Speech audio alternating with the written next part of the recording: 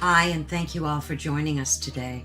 We are broadcasting live on the United Public Radio Network and the UFO Paranormal Radio Network, 105.3 on the Gulf Coast and 107.7 FM in New Orleans. The night has come, it's cold and losing my control. Your light is gone, and lonely darkness fill my soul. I wish that you could save me from my isolation. It's way too complicated. Let's stop this conversation. Let's stop this conversation. We got no relation. I have come, it's cold and losing my control.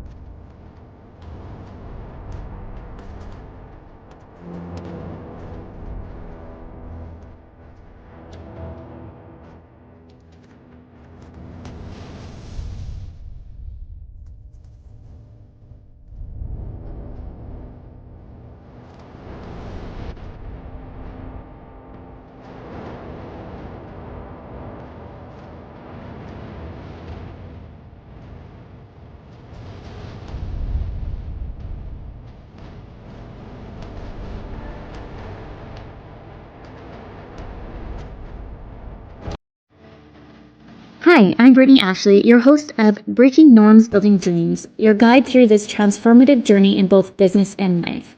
This is your place crafted for dreamers, doers, or anyone who has been told they can't.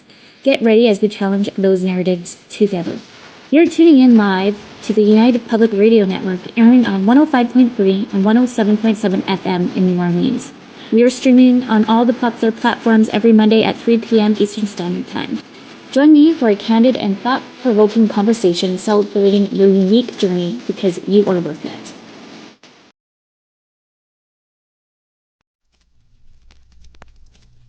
Welcome to Paratruth.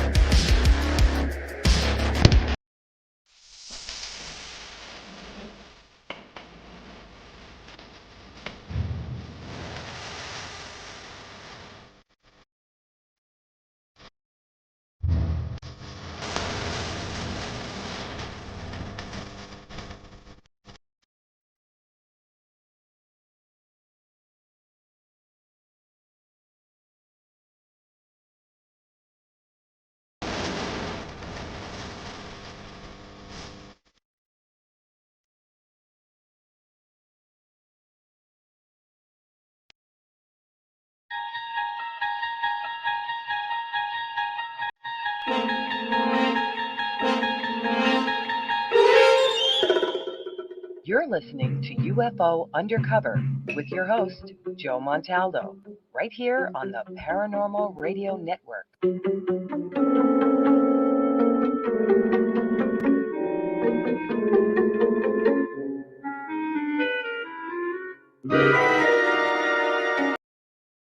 I had enough.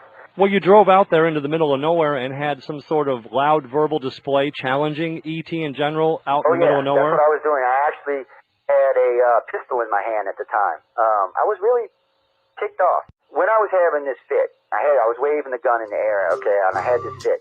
And at this moment, I said, okay.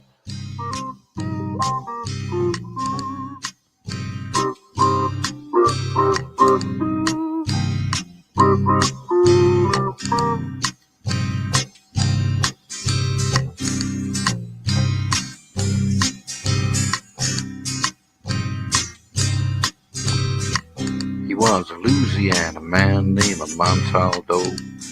Folks around called him Six Gun Joe. Worked with ICAR, don't you know? Investigating UFOs. Out for a drive with a gal one night, they stopped to check out the reporting site. When an alien lit right there on the ground, he commenced to throwing his weight around. Now, old Six Gun didn't take too kindly to that kind of thing, especially without Vaseline or anything like that, Seriously. Well, Six Gun looked that critter right in the eye and said, any last wish before you die? Yo, reached for his gun, quick as a twitch, and said, fill your claw, you son of a bitch. Now a legend spread across the land about this pistol-waving man. But if you're from space or from Earth below, you don't give no lip to Six Gun Joe.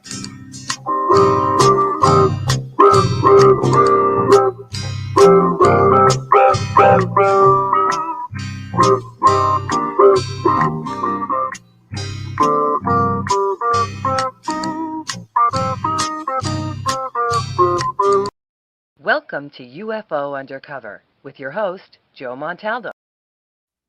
Man, it's a lot of work to get in on this damn show.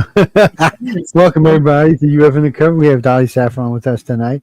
Some of y'all should be familiar with who she is. If not, you're going to find out tonight. She's been around for a couple of days, so we're going to get into some really good stuff as we go on. A couple of things coming up real fast. I'm going to be in Washington, D.C. again for the third time this year. So if any of my friends out there know, no testimony this time, Clark, just something else. It's a little lecture. The other two times were testimony. This time's a lecture. Actually, I seem to make DC quite a lot. DC and LA, I seem to get to quite a lot. I don't know what that's about, but I'm always willing to go, especially when they're paying me. Hey, look, I always like paid gigs. It's always more fun. What's that, Stephanie? Oh, no, that's a whole different thing. That's something I do for Writers of the Future. Yeah, has nothing to do with that. Whole entire different kind of gig, yeah, and that's also in LA. Well, I don't know. This year they're talking about having it in Cape Canaveral. Every now and then they bring it down to the Cape, and they do it down there, which is I would love that.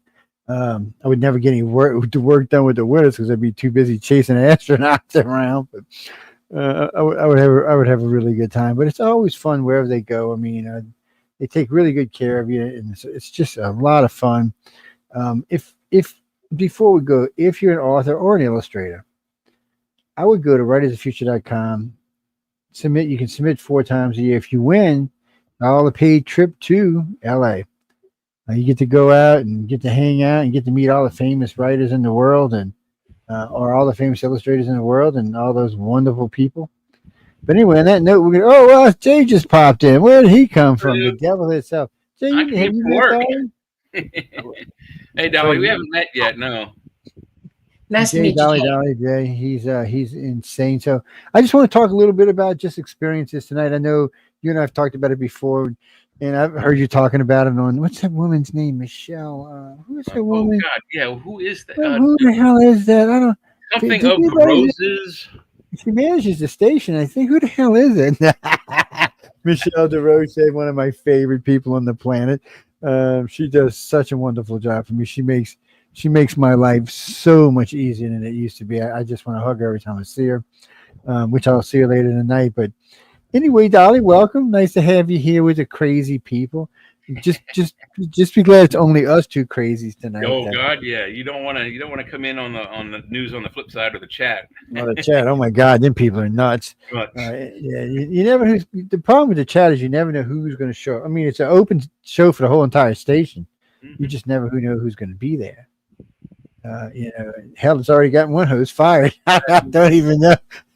It's an insane show. Oh, Christopher, it's just actually it's no, it's not really a political show. It's more about just life in general. We talk about everything. We talk about ET. We talk about show. food. If it was what's that one with the girls? It's Jerry Seinfeld's show. If it was The View, but with men and no set subject. Yes, because food comes up a lot somehow or another, and it still has ratings, which amazes me. It comes right up in the middle of it all the time. Hold on, Dees. One more question. What? Hey, Kurt. Oh no! I won't. You mean me? I won't be in LA till April. Maybe somebody offered me to come out in December, but we give away a lot of stuff in December. I don't think I'm going to have time. You see all those books behind me? All that stuff's got to be given away. This case is sitting on the floor next to me, so we give away a lot of books. We give away a lot of everything. We give away lightsabers, and we give away things like these things. We give away all kind of stuff. So if you're around, we give it away. Well, sometimes the host comes on with me and helps me give it away. The lightsabers are a blast. I met him at FanX. And they're out of the UK. They are, man. Them Kyle Ren things are $1,000, $1,100. It's crazy. Yeah, they're not cheap. Yeah, they're fun. But anyway, let's get back to what we were talking about. Dolly, how are you tonight? How's everybody treating you? You're muted, Dolly. Mike. Yeah, that happens. Man. I'm wondering. Hey, I still can't hear you. What's going on? We're having trouble hearing you. Uh-oh. Oh, there you go. I heard you. There we go. I was going to say, we were talking great before we got live. It's kind of strange. Yeah, you got to remember, NSA will hang me up on you multiple times depending on what I'm talking about. Just saying what happened. Okay, go ahead. So, no, I was just asking you, how's everybody treating you? Life being nice to you? I know your other half. He's taking care of you, being nice to you. I'll stick one of my chihuahuas on him. Yeah. I think Dennett in the chat room. Yeah, he should be. Yep. Yeah. All right. Hey, Preston. Okay. I haven't met him yet either, I don't think. But yeah. You get to meet him soon. Preston's a nice guy.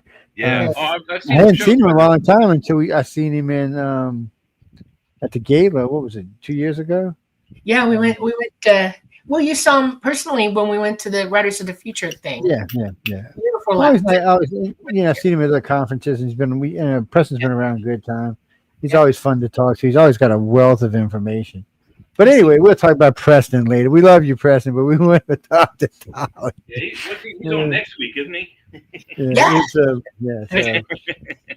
But you'd be giving away surprises, man. Anyway, so Dolly, first off, before we even talk, because I know we have experiences I want to get into later in the show, but just what drove you to go public? What was it that said, okay, Dolly, I want to go out in the world and talk about this, because like I know, it's never easy when you go public. Everybody's got to criticize and so on and so forth. I made the decision about a year and a half before I contacted Preston, and my ET compatriots did not want me to go without knowledge. Okay, so they briefed me for a while about what to expect. They said, and it's basically because I paid no attention to what was going on around me back then at all. Y'all were just flitting around and doing your thing, and I had no clue, none. And when I decided because I started listening to the world, and I started listening to what was being said, and I started paying attention to education on this planet and what everybody was learning or not learning. And there was a lot of lying going on everywhere and multiple layers of it. And I knew from my father that this was a thing, but he never stressed it on me because he let me do what I do. And I started discussing it with my ET families, and they basically said that this is concerning. They had plans to try to bring disclosure about by just showing up a couple times for certain things. And blithely, we watched the government lock down on it so fast it made their heads pop back.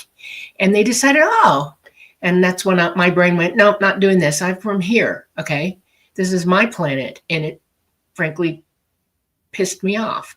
So I decided to start talking. The truth had to come out. And I started looking for somebody and couldn't find them. The best, without sounding mean or anything. I mean, God bless them. They are a good guys, you know, but they're just not exactly on the factoid, a real true fact thing is the Cousins brothers. Okay. And I won't name their show. And if you know who the Cousins brothers are, then you know the show. And I was very frustrated. And that's when my Talata sat me down and said, write the name down, Preston Dennett, and don't forget it, look him up. So I did. And I looked for his videos first. I found his website, found his videos. And now I'm still on the fence, all right, because I haven't really found anybody yet. I'm not sure that anybody's worth talking to at this point. And I saw his videos on healing. They were way back when. And he's very data-driven. And I thought, this is good, okay? This makes him as honest as I've heard anybody. And I contacted him. Within 24 hours, he had me back an email with him, and it just went from there. And the more I learned to trust that he was going to be the right fit for me bringing my experiences to, the better off I was. And so from 2016 to 2021, he was collecting data on me and interviewing me that hundreds of hours. And then I finally met him in 2021 at Laughlin, mega UFO con. And that was the deciding factor the day I met him. And I went, okay, this is good. Okay. And I had ET backing me up as well. They said that they would be with me as long as they could, you know, and it's personal to me because I don't like being, I'm a military brat. I've seen it all. Okay. I've been in the military. I've worked for the government. I've seen all of it or at least enough of it to know the truth about how this all operates. And somebody just needs to bring common sense and to tell the truth and just be factual. And that's why I came out. You know, that's what got me in trouble with ufology early on because I believed in data-driven stuff. It's one of the reasons I liked Preston. I've been knowing Preston for a while. I've told many people about Preston over the years. I say he's trustworthy. He's a nice guy. You know, drop him a line, give him a call, see if you can talk to him. I've talked to a lot of people in the field, but in the early days, see, my problem was when I started Wake Up USA, nobody wanted to hear the word alien contact or alien abduction. Matter of fact, Viola Harris quit speaking to me because I brought it up on the show. 2 years she wouldn't talk to me. Well, I seen it at Roswell 60th and I gave her a hug. So then she invited me to the all-women's conference in Stevensville. But I mean, she was mad at me, Richard Dalton, a whole bunch of them. Wow. Nobody wanted to. If you can go back and listen to him for 4 years, I couldn't get anybody in the field, nobody with any credibility or any name, I should say, to speak about it. Now, I heard Preston talk about it, but I never heard anybody else talk about it. And then finally, I'm sitting there listening to radio. All of a sudden, she's all into the alien abduction. Richard, all of a sudden, they all flip-flopped. Now, it didn't bother me so much, but when I hear them talk a lot of times, they're using stuff that I told them back on Wake Up USA. So it irritates me a little bit. But hey, look, if they're doing it, it's much better than they weren't doing it. But still, I'm kind of fact-driven. I like facts, you know. ICAR's based on facts. The whole organization is, and it's because there are some facts in this. Not everything. Some things are a little impossible to get your hands on. I mean, I can talk to the ETs. I can't drag them in. Like, hey, let's go out in Washington and show you. And they're not really big on that. But can you blame them in the governments we have in the last decade or two? If I was the ET, I wouldn't be wanting to get myself out in the public. I can tell you that. But it's a good thing. I mean, it's hard to find good people. You found somebody. Preston's trustworthy. He's a good guy. He's a nice guy. Probably the nicest guy in ufology. While we were talking, I was trying to think, is anybody nicer than him? Because I know a lot of people in the field, but all of them have. Well, I would say Nick Redfern is very much as friendly and nice and data-driven as Preston is.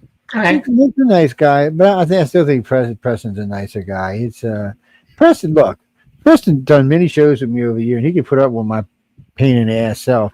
That tells you right there he's a nice guy. Poor Nick. I drive Nick crazy because Nick's crazy. Nick's a 9 to 5 writer. He gets up on Monday, 9 o'clock, works till 5, writes all week, puts out a new book. And he's got so many different books, I've lost track. The thing about that's always fascinating me about Nick is that he's not laser focused like most other paranormal researchers. They usually pick one field and they run with it. I am expert with UFO, alien, and Bigfoot. I have seen Bigfoot and I've seen a few UFOs. I'm pretty sure I've seen an alien, but I'm not sure. But when it comes down to it, guys like Nick Redfern that just know everything. I mean, he's done Bigfoot, he's done Yeti, he's done the Slender Man.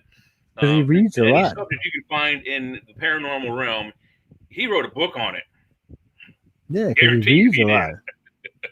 But he needs to specialize. I told him that last time I talked to him. He needs to specialize in something. So, no, I mean, so we're talking about this, and we're talking about Preston and all. But so for you, when do you really, when was it that you said, okay, this is something going on in my life?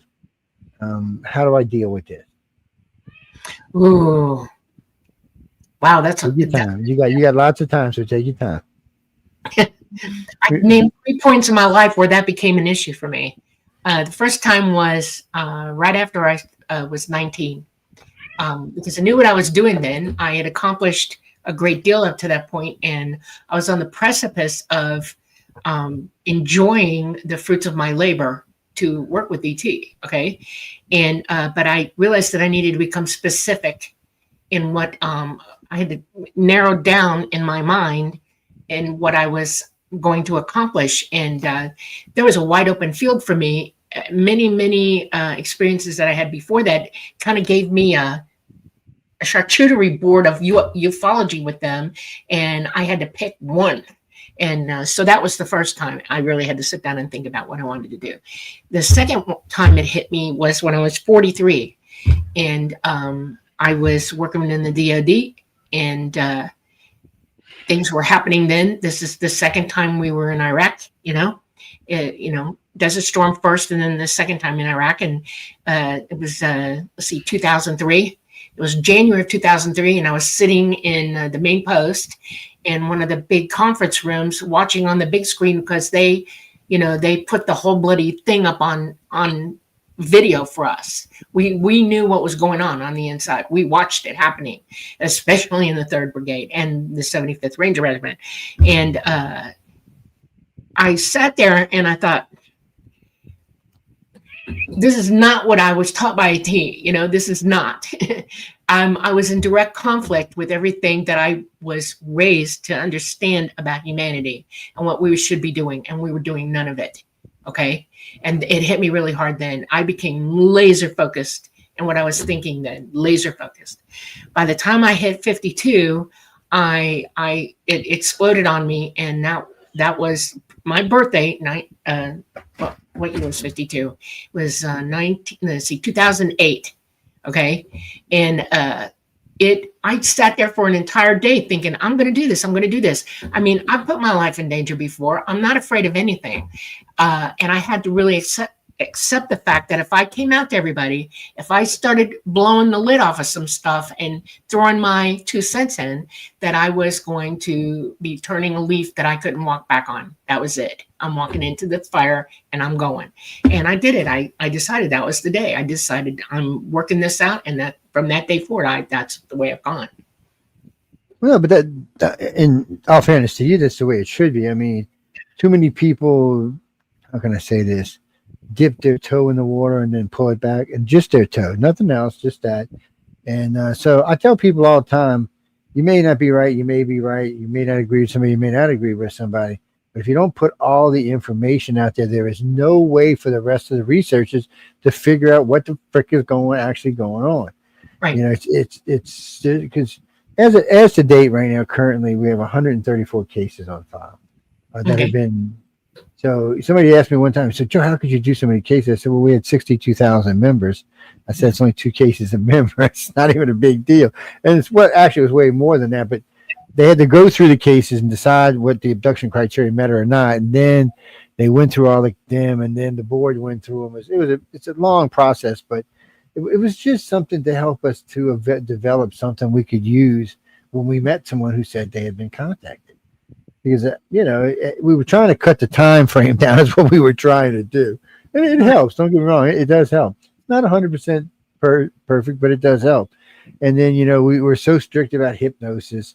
It's not that we don't use it, but we're just very strict about it because, well, in someone's case like you, I just recently did a case, and when I ask them, do you want to be hypnotized, and they say yes, well, I'm going to hypnotize them. Now, all I'm going to do is ask you about. You're going to give me a day and a time. That's all I'm going to ask you.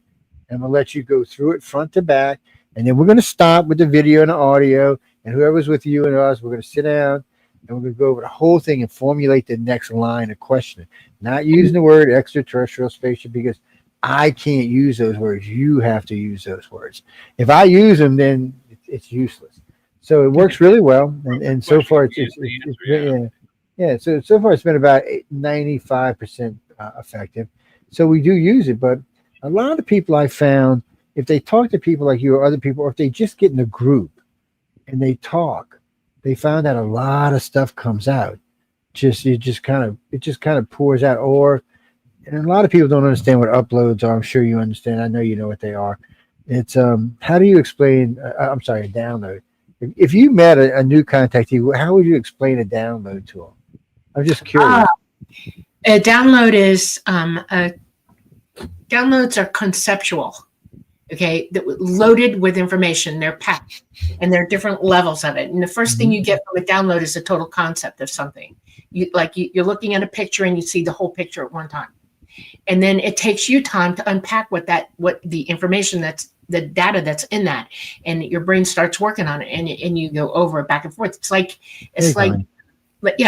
listening to music. It's never the same thing twice for anybody. You always pick something out of it that you like, and more is involved. You start to hear more, la, la, la, la. So you're going with that. And it's all, it can happen. Some people, a download can be unpacked like the day it happens. And then other people, a download can happen a week later or a month later or even a year later. It just depends on the individual and how long they process it or how quickly they process the information. But that's what a download is. Yes, well, I agree with you. I mean, it takes it for most people. It takes time. They hit it and they see something, and then they're like, "Well, what the hell was that?" and then for it depends on how advanced the contactee is. Let's just be honest, but it starts to download. I mean, it starts to unload, and more. You start to understand whatever it is they're trying to make you understand. You start to understand it better, and because when we talk about different kind of contactees. We kind of level them out now, like communicators and stuff like that. People who are serving a purpose for ET. I hate. It's a bad way of saying it, but it is true. So it's like you're out there telling the world, Preston has a good point. Christians use that same concept. They use people who have gifts, right? You have a gift for preaching. You have a gift for praying. You have a gift for serving. Everybody has gifts. Okay, we all do, and ET realizes that it's part of humanity. Even their humanity, they're human like we are, a lot human. And so they will wait to see what your gifts are and then work through that. And that's exactly how they work. Yep. Yes, and what Preston just said, that's actually true. They can. I mean, because they are very, very, very telepathic. Yes. And, but you know what? We've learned to use that against them. So I'm going to tell you a little secret.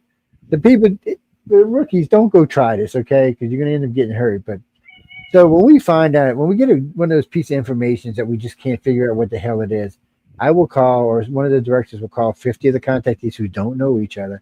They will send them a question and tell them just play it in your head, play it in your head, play it in your head. Especially the Grays. Grays answer things without thinking about it sometimes. But there can be penalties for this, ladies and gentlemen. So a lot of questions they will answer and say, okay, ooh, look, my contactee got something, or sometimes they'll be like, well, you weren't supposed to know that. And that can be very painful on the other side. So just be careful. But we have used it to find out what blue plasmas were and all sorts of other things. It works really well. But you need a decent sized group. So when you get 50 people that don't know each other, that came back and give you all the same answer almost exactly, you're like, oh shit, I got something good. Right. So in your case, so with you, I usually put you in the communicator / teacher category is where I like to put you more comfortably, because you are communicating out to the world and you are saying this, but you do stop sometimes to explain something to somebody and say, hey, okay, now don't get stupid. Let's talk about this a little bit, because you've been through it, you understand it. And Right. And a lot of people just, especially the rookies, they just don't get it. They know something's happened to them, and they're all like fidgety and jumpy, and because nobody will talk to them, and Right. then they're like, well, who can I trust? Who can I believe? Well, that's another problem. Yeah. I like to turn that around on people. If you're having a hard time understanding what just happened to you, if you're in that oh my God, is it real? Is it not? How do I express this? I was afraid, but I'm not sure I should have been. It's whatever they're feeling. They can go through 1,000 different emotions in 5 seconds. Okay. And generally what I try to teach people, and I am a teacher as well, that's true. You nailed me for that, is that I say you have to sit down and calmly repeat the experience in your own mind, write it down, relive it calmly. You're in a safe place. Nobody's coming to get you again or any of that. But sit down and write it down, or talk into a tape recorder, your phone, phone memo, and calmly go through it again and get all the nuances of it. And then you shine the mental light on it. You try to figure out or try to understand or research through what everything was, what it meant, and why. Okay.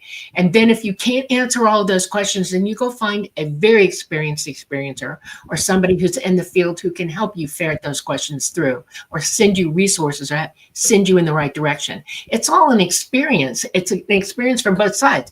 The experiencer just doesn't experience ET. They experience what comes after and where they're going to go with that. And it's up to everybody to go with that. That's the only thing ET wants. Why would they come here and give you an experience if they didn't want you to hatch it out? That's true. It's 100% true. I remember the first time I ever mentioned download on Wake Up USA, every ufologist in the field told me I was crazy. Everyone. Okay. I was like, really? I said, you know what I said? I said, give it a decade and we'll see. Because I don't think it was a new thing. I just think we were one of the first ones that realized it was going on. Because people kept telling me, Joe, I got all this information in my head and I don't know where it came from. Or, you know what I find most interesting is how many contactees are above their school grade learning.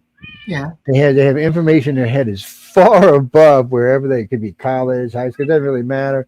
It's always far above wherever they got to that for you. I've been, and Joe only gives me credit from when I was 18, but I've actually been looking at this subject since I was like 7 or 8. And when I was 8, they tested me for IQ test, and they gave me all kinds of range of tests for both mathematics, problem solving, the funny like ink blot tests, and reading and comprehension. And at the end of it, they told me that my number was 186, and I'm 8 years old, and I think I was in 6th grade. And They told me I had the working knowledge of a graduating high school senior. I'm in 6th grade. How many 6-year-olds know what a senior in high school knows? I guess I knew. That's a combination of the downloads and other things too. Also, it has to do with, when they're doing in family lines, it also kind of piles on, I guess. Yeah, it is. Better, all of that, yeah. So a lot of have families that are literally walking boxes of education. Okay. Personally, in my family, we had an entire living room full of books. It was mostly encyclopedias, medical dictionaries. It was, my parents' house was the same. Science, energy, you name it, physics, all of it, astronomy, you name it, was in the house in a book. And we were encouraged to read anything we wanted, whenever we wanted. And we were taken to classes to wherever we wanted to go, whatever we were interested in. And not everybody does that, but I'll tell you what, experiencers are on the top of the list for that. And it's because you not only have ET working with the kids, you have mom and dad doing it too, because they're probably experiencers as well. Yeah. It's generational. Okay. It's coming through.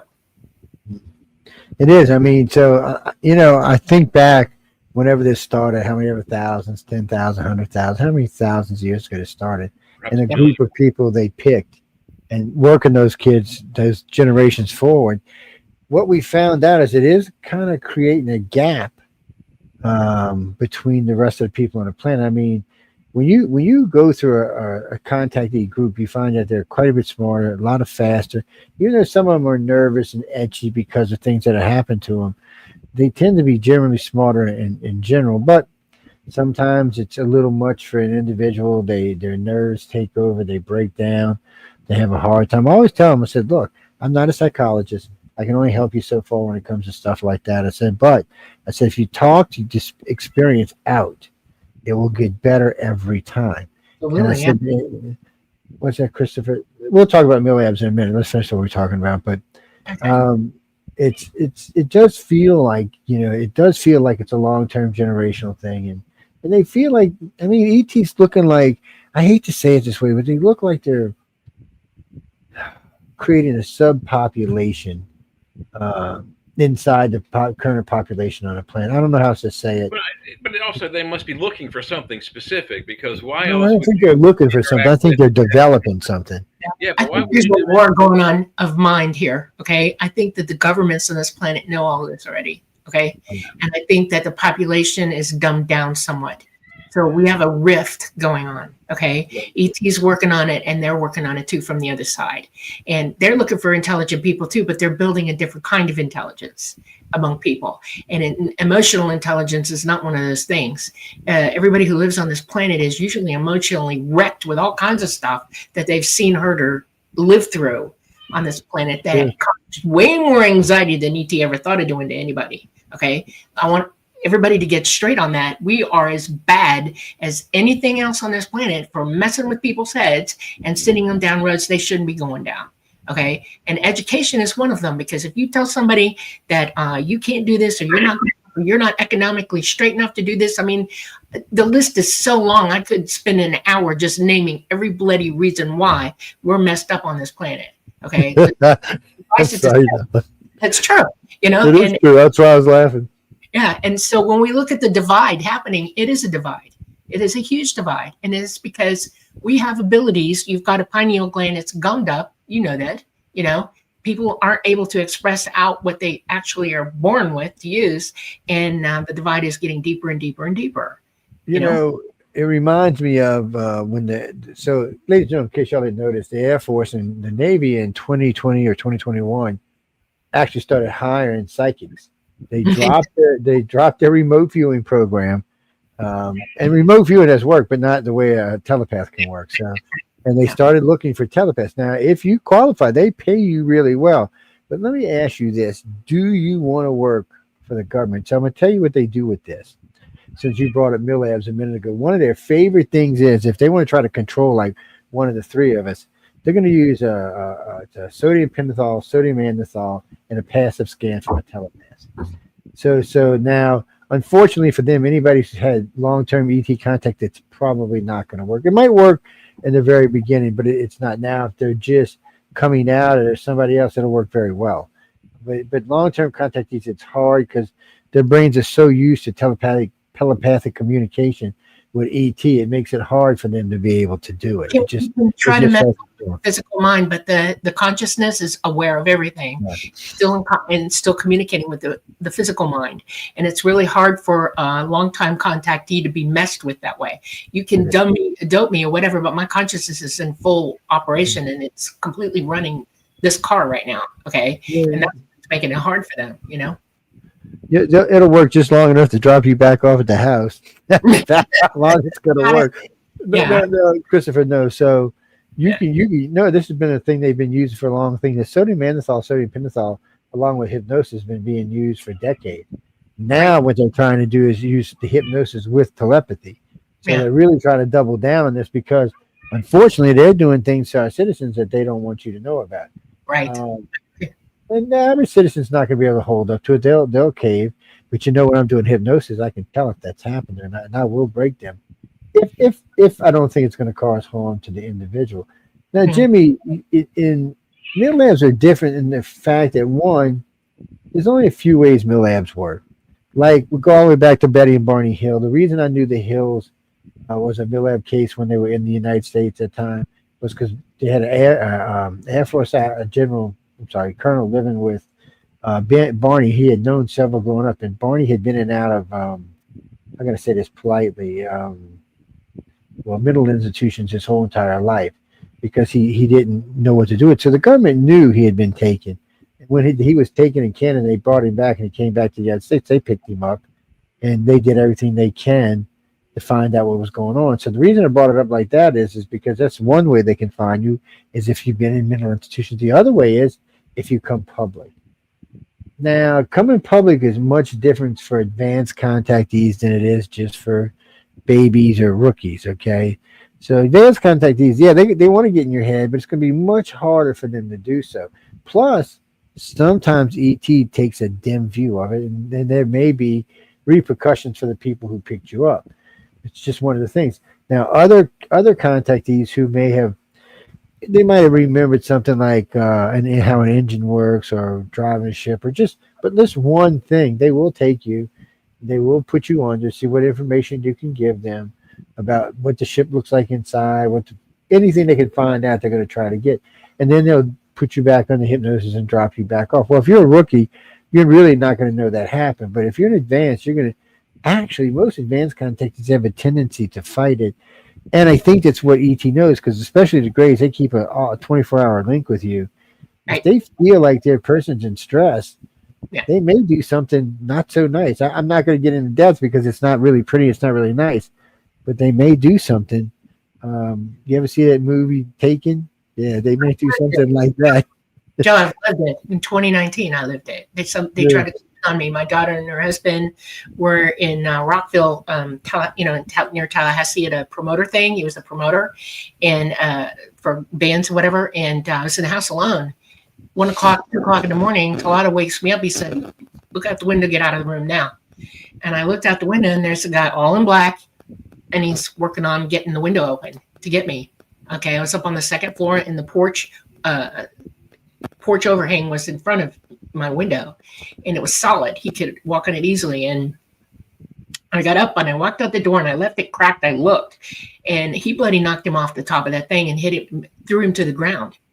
Okay, and when the guy landed on his back, that's when I ran in the room and looked down. And the next thing I saw was that car go up. He emptied the car. It caught fire. And 4 guys jumped out of the car, literally trying not to catch on fire with the car. For 3.5 hours, I watched police, Secret Service, all kinds of stuff outside my window. I have it on film. I filmed it for Preston. Okay, go after him, and Talata point blank let them know in no uncertain terms. He made direct contact with them and said, "Touch or not, or it will go badly for you forever. That's it. We're done." And he stopped. They're very, very funny about it. They're very protective. People always think they're here to kill us or eat us or do that and the other thing, but they don't understand. They put a lot of work into this generational stuff. It's been going on for a long time for them. And they don't really take kindly to anyone messing with them. And I know you think them little Grays people are weak, but they are not. Them some bitches are strong. I mean, they can pick me up. I'm 250. They don't have any muscle on them, from what I understand. They have the ability to lift you with their mind. They don't need exactly. muscle. They could maybe grab you with their arm and make it seem like they're throwing you with their arm, but it's the brain power. Yeah, it's brain power. Plus, they creep me out when they walk on the roof and shit like that. But hey, I guess wherever they come from, that's the thing. The really scariest thing about them is that they can do that. I mean, Spock said it the best. I mean, he says that their mind power is so powerful that they can make any one of us reach out and touch the wrong button, push the wrong switch, or do the wrong sequence of events, and it's over. Yeah. That quickly. Now, ask yourself why they haven't done it. That's the point I would like to make right here. Well, why haven't they done it? So, whatever it is they're doing, they're still doing it. They're still looking for it. They haven't found it, or whatever they're doing, it hasn't come yet. Yeah, when you're that smart, when you're that advanced, they know where everything is. They know what everyone says. They read your mind freely. It's not a problem. Oh yeah, there's nobody blocking them from. You cannot block them at all. Nobody can. What they are doing is they are watching us, trying to fathom why we will not stop being idiots. Yes, thank you. That's the nice way to say it. Thank you. I was going to say something else. We're absolutely. We weaponize everything we touch. Oh yeah. We have serious genetic issues with that, and it's in our DNA to be this stupid. Okay, and they're waiting for us to change. They're waiting for us to turn ourselves around. Yes, we got to get rid of that stupid gene. Yeah. That's a friend of mine asked me one day. He said, "Well, if we started nuking us, would they save us?" I said, "No." I said, "They'll save their contactees, but the rest of you are going to bite it." He said, "No, you're kidding me." I said, "No, No. I said, did they ever stop? I said, did they stop World War II? No. So did they stop Chernobyl? No. Did they stop 3 Mile Island? No. Did they stop Fukushima? There are a No. few No. spaced out stories, or sparsed out, not spaced out, but a few sparsed out stories from World War II of the Foo Fighters, both helping the Germans and also helping the Allies. So if they did help, they were only helping certain genetic bloodlines from either side that they didn't want dead. Yeah, they what their contactee did. That's all that is. Right. Exactly. Most of the time, they would just pull them out to craft, but it gets. They've been doing this. I think that's the hardest. Well, this is what's confusing, though. So we know the reptilians and humans have been around here longer than the Greys, but it always bothered me. I think the Greys just got stuck here because you see, just before Christ is born, and I can't remember the name of the temple. There's a Grey in the temple. There's just one. And he's standing, and then later on there's another hieroglyph that's 3, because they usually work in 3s anyway. So somewhere around that time is when they decided to, okay, you guys are acting like idiots. We've had enough of this. You're not going to start an interstellar war over this planet. It's not going to happen. And so they got involved. But what I was always told when I first got in the field was, oh, they work. Hey, man, they work for the reptilians. They work for the humans. And I used to believe that when I first got in the field. Then I found out that for many contactees, they'd be like, "Oh no, Joe." They put their heads down when they see a Grey. Like, please don't smash me into atoms. I was like, what? I said, you're talking like a 7, 8, 9 foot reptilian weighing 700 pounds, 800 pounds. And he's putting his head down. It's like, yeah, he's putting his head down. He ain't looking at that Grey. He didn't have nothing to do with that Grey. Used to crack me up when I'd hear them stories. I still hear them, but in the human aliens were the same way. SG-1, the TV show, the Greys, the Thor and his race, the Asgardians, which are the great people in this universe, they're tremendously powerful. Even without their brain power, they have tremendous technological power. I have a question. Wait. I have a question because you just piqued my interest big time. Because you used the word, and I'm going to challenge it. Asgardians, where are they from? Well, the fictional Asgardians are in the TV show Stargate SG-1, and they're from another galaxy. And I don't remember which galaxy they're from in that. Okay. It's 10 seasons long, so I see. he's talking about a TV show. Okay. But it's a fantastic TV show where they portray the Grey aliens as this race called the Asgardians with super high tech, faster than light travel, material transportation. I mean, just like Star Trek, but far more superior than even the Star Trek era. What race talks about them on our planet? Oh, the Thors. I mean, the Vikings talk about them. Yeah. I was just thinking about that. They actually mention them by name. The Thor's race does. They never tell you what you look like, what they look like, but they always mention them by name, which I always thought was kind of strange. It's kind of strange too because you didn't. I am a Viking by birth, just so you know. I'm 80% Viking. I'm my Laplander Viking, okay? And my great grandmother was a shaman, okay? And Thor is pronounced Tor, okay? There are legends about Thor, and yes, they mention a being that is from our galaxy, actually, coming here from time to time and hanging out and seeing what the heck's going on, and will intervene from time to time. But it's all way back when, not even in this iteration. We got 12,000 years on us right now. It was way before that, okay, that they know about it. So, saying. Well, it makes sense, because somewhere along the line, they limited it to very few races are here anymore. They really limited it to the Greys, reptilians, humans, light beings, the whites, and the browns. But I hate calling them like that. But it's like they almost put a stop sign up and said, okay, look, the human race is blanked up enough. Okay, we don't need nobody else from the galaxy coming in and screwing shit up. Let's get them halfway fixed. No, Dean, I'm telling you, if Russia and the United States got into a nuclear war tomorrow, they would remove their contactees, and everybody else, well, I don't know what to tell you. You'd be adios amigos. Whoever survives. I don't even know if they bring them back yet, because we know a lot of contactees are taken at death. So they put them in a hush body, so they take them off world. They are, yeah. Well, it's different. Think about this. So you've been working on a race for hundreds of years, thousands of years, tens of thousands of years, 100,000 years. So one of them dies. They have up to 3 days to basically take their consciousness They have several things they can do with it. They can put it like in a holothane. They can put it in a computer. Most of the time, they put it in what they like to call a husk body, not a host body, but a husk body. A temporary And, transportation device. Well, it's usually made from genes from the family, and then those bodies are much more powerful than ours are. Where they're sending you, I don't know. I don't speculate. Maybe Dolly knows. They don't take you. You're allowed to make the choice, and it's temporary. And it's because when you die, you die. You go on and you go to another life. Okay, and you pretty much got to go through all kinds of stuff before you make that decision again to relive somewhere else. And if they feel like they need a little bit more time, they're given a little bit more time. And yeah, they have the ability to do that, but it isn't them taking you against your will. Everybody's autonomous, and you get to choose.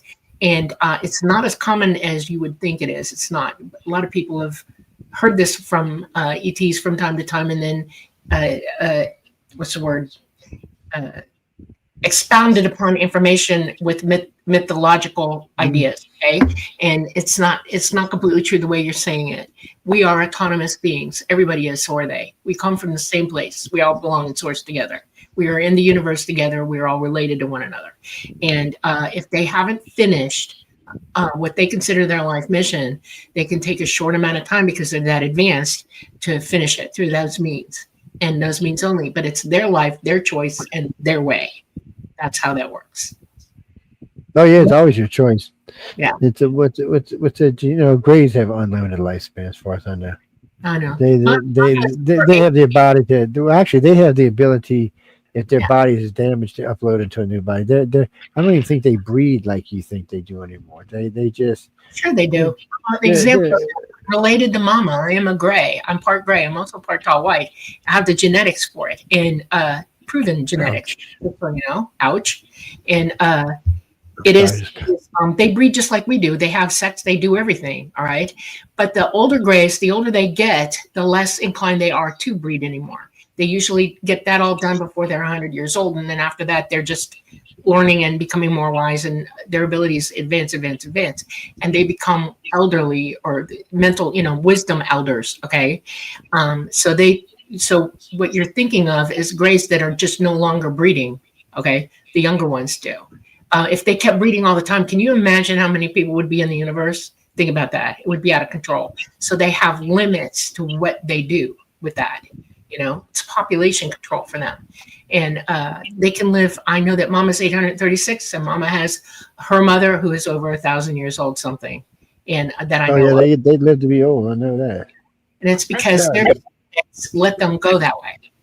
Preston has a good comment on what we're talking about, and he says that the grays are not that different from us. Contactees are told over and over. We have common heritage, common ancestry. We are you, you are us, and we are one. I've always said, because of the genetic experiments, that at least the aliens that are genetically manipulating our genes have to have had a parallel ecological growing up, or they developed the same way we did from some sort of a great ape or primate type genes. Otherwise, it wouldn't be so. If they were all 100% reptilian, speak for yourself. My DNA didn't come from no primate genes. I want to expand your knowledge. Okay, I want to give you some knowledge you don't have, apparently. And I've said it for like over a year now, so I want to say it to you. All right. We genetically are all the same. All life in the entire universe, if you're alive, if you exist, from grass to us, have the same DNA. It dials up differently. All that genetic stuff that they don't know what is in your DNA is all of that. You have reptile, you have, cat blood, feline, you have canine, you have equine, you have all of that DNA is in your DNA, including bananas and grass and mosquitoes and all that stuff. Okay. But whatever, and this is where you're right about one thing, whatever ecological niche you are in, your DNA will express out to keep you in that niche and keep you alive. So we look different. We're ethnically different looking, but we all operate the same way. So if you're humanoid, you are human. We are Homo sapiens sapien here. They are Homo sapiens something else. And if you think you evolved on this planet, you're 100% wrong. We did not. We were brought here. Okay. And we are they are our progenitors. We are related to them, absolutely related to them. That's where we need to wake up. We need to accept the reality of that, because we did not evolve here. Okay, we were not created. There were no genetic experiments that made us us. We were not bred here either. We came here just like we are, because we're related to Denisovans and what's the other one? Neanderthals. Okay, that's because everybody was mating with everybody, and it bred into our genomes. That's how that happened. You know, you get sexy and you're lonely. That's what happens. It's a humanoid, and they all knew each other. We were all here at the same time. Okay, and just so you know, reptilians are from here. They were on Earth before we were on Earth, and our governments found them. And I'm not even going to go into that. That's a whole nother ball of wax right there. Okay. Well, you know what? See, now we know something different than we didn't know, because we know there was 4 inhabitable planets here before us. We know that now. There's a good possibility when you talk about grays, reptilians, and humans, they are all from here, from this solar system. And on top of that, since this solar system was pushed in from the Sagittarius galaxy, it's a damn good thing that they were all pushed in with us. Because that solar system came here. See, most people don't realize our solar system is not from the Milky Way. So we're from Sagittarius, which is a different whole strain of life than the Milky Way is. So the fact that we can all breed with them. See, look at it like this: the grays would have been perfect on Mars. Low light, low gravity would make it easy for them to move around. The 5th planet probably was a water planet like this one, so you probably had a lot of reptilians living on there. The human aliens probably came from Venus at one time. All these planets, people forget that, but all these planets at one time were just like Earth was. Earth was the last development planet, not the first. It got moved into position. It did. Yeah, you're right. It did get moved. And a lot of things were deposited here. And then once they were deposited here, it was time to, well, I guess, what would you call it? Guardianship? Yeah. I'm not sure what word you would use for that. But we got to take a break right quick. Okay. What do you mean we're in the good stuff? We'll be back in 5 minutes. Calm down. Maybe 7 minutes, something like that. We're not going anywhere. Just calm down with yourself. Ladies and gentlemen, we'll be right back. We got to go to break right quick. So see y'all in a few minutes.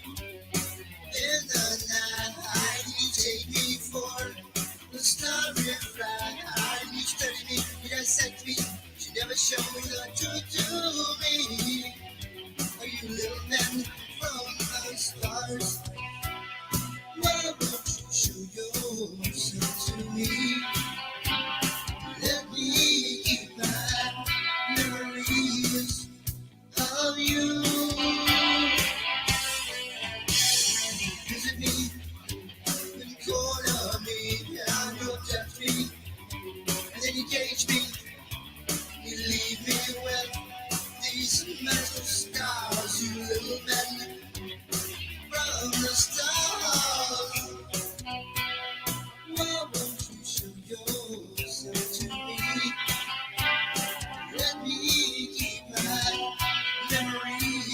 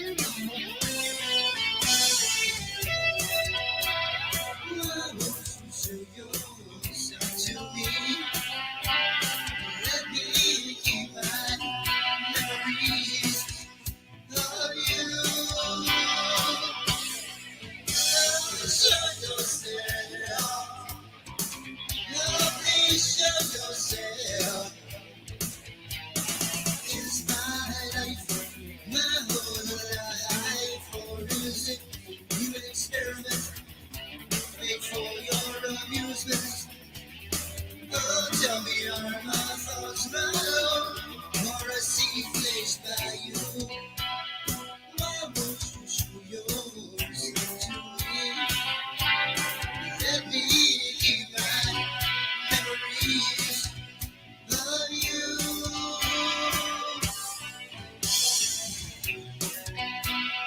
Why won't you show yourself to me?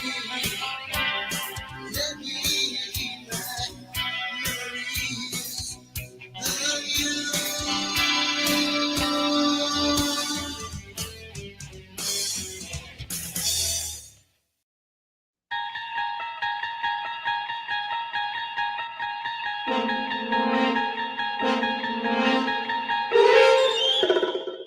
You're listening to UFO Undercover with your host, Joe Montaldo, right here on the Paranormal Radio Network.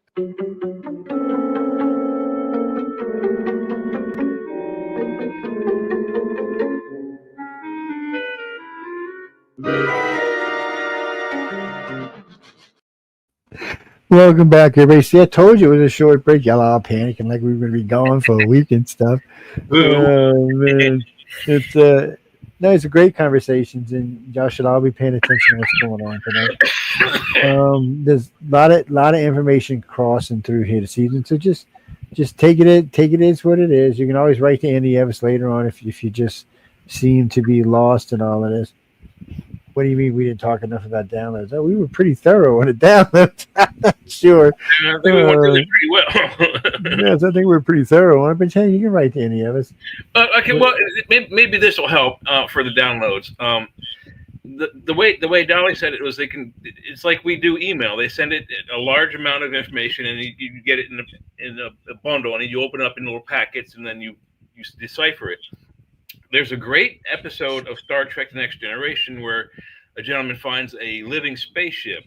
This gentleman is telepathic, and he gets on board the ship, and the consciousness, the intelligence of the ship tries to tell him everything all at once. And he's like, no, stop, slow down. It's too much.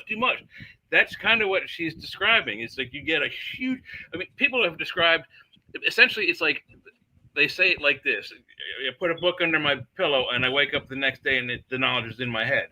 That's how it works. It's not, you don't literally sleep on the book, but that's how the people have described it in the past. Right. I'll also tell you something else about downloads, and Joe started to talk about it, and I'm gonna reiterate it right now. If you ask for information, okay, if you're developing yourself and you make contact and you want to download or you want to answer to something, ET has no filter. They will tell you the truth. They will tell you anything you want to know. Whether you can understand it or not, you're still going to be given the truth. And it's up to you to unpack it and figure it out later. I used to think that Isaac Newton was one of those people. Okay, because Isaac Newton was one of those guys that in his early 20s wrote most of everything scientific. He discovered so many things in such short amount of time that he couldn't. How the heck did he do that? Right? And you have to ask yourself: was he being downloaded by ET? Was he being given information that he was smart enough to figure out, unpack, and then decipher it? That's what I'm saying. He did most of everything he did before he was 27 years old. Da Vinci was the same way. Galileo, all of them. And Copernicus probably is one of them too. Yeah. So the point is this: ET is downloading human beings all over this planet all the time, and they're looking for people who can bring that information out to the masses. Okay, it's important, and some of these people are disappearing before they even get a chance to open their mouths and say anything. And this is where I think that the industrial complex is a problem with that. They are a problem with that. It's crazy. We would be so advanced in a different sort of a way than we are now if they weren't trying to be in control of everything. They want the information before we do, and you know why they want it. They want it over money usually. It's what's it, Jim? When you see the problem with when we talk about different types of aliens and where they come from, it was always told to me they come from way out in the galaxy. But once I realized there was something I was reading about Mars, and I realized it would be the perfect home for grays. But wait, it gets way more deeper than that. So this is what's so strange about humans. Our biological clock is set to 24. Because we were 24 and a quarter hour days. and our biological temperature is set to Mars temperature 55 million years ago. So if we were from Earth, I mean, if we evolved on Earth, I our have another biological point to clock back should be that up, 23 and 3/4. What's that, Right. Joe? Another point to back that up, and it also it backs up Dolly's point. Is Dolly says we were brought here. I agree. You agree. We talk about this on the show all the time. You're planted. Look at all the other mammals on this planet.